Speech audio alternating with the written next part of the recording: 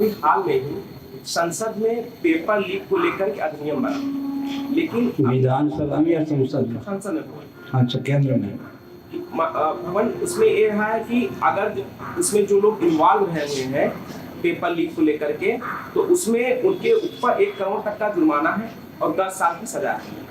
तो भगवान, हमारा जो प्रश्न है कि एक युवा, क्योंकि सुप्रीम कोर्ट का भी इस पर कई बार आ चुका है कि एक युवा बड़ी मुश्किल से तैयारी करता है और एक देश के एक कोने से दूसरे कोने तक जाता है, लेकिन उसकी पूरी की पूरी परिश्रम पर, मनसा पर तब पानी फिर जाता है जब कुछ भ्रष्टाचारी लोग आकर के इस पूरे मकर जाल को फैला रहे। तो अभी आरओ का पेपर लीक हुआ था, पुलिस भर्ती का पेपर लीक हुआ था, लेकिन उसमें जो है न जाने युवाओं को सड़कों पर उतरना पड़ा। शासन प्रशासन इस पर मौन था। जब उनको लगा कि वोट बैंक कहीं दूसरी जगह जा रही है, तब जाकर के उनकी आंख खुलती है। भगवान, हमारा एक निवेदन है, आप एक सनातन संस्कृति के बहुत बड़े शिखर पीठ, युवाओं को क्या आत्मबल आपके श्री चरणों के माध्यम से प्राप्त? बैठिए, पहली बात तो यह है कि श्रम के प्रति अरुचि उत्पन्न कर दी गई है।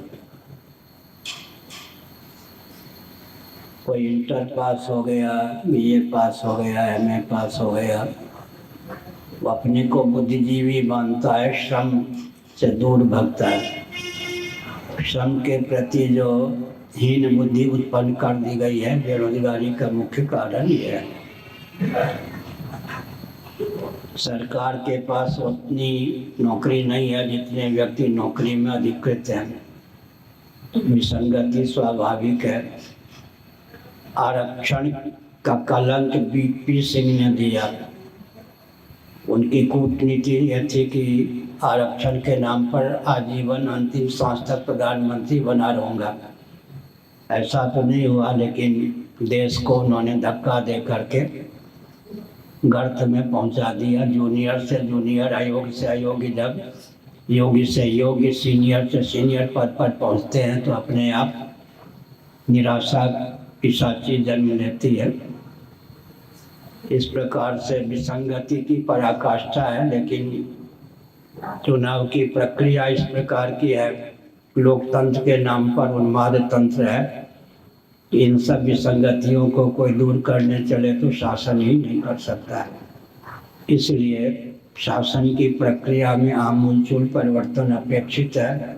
सत्ता लोलुपता दूरदर्शिता भारत में, पूरे विश्व में राजनीति का पर्याय है।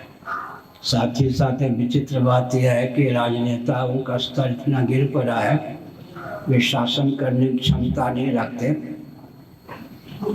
इतना अवश्य है कि वो ठेका देने की क्षमता रखते हैं।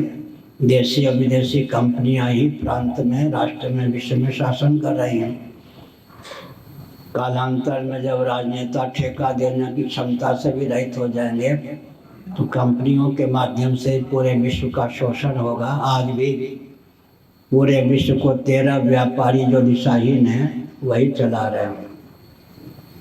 पूरे विश्व को 13 दिशाहीन व्यापारी ही चला रहे हैं।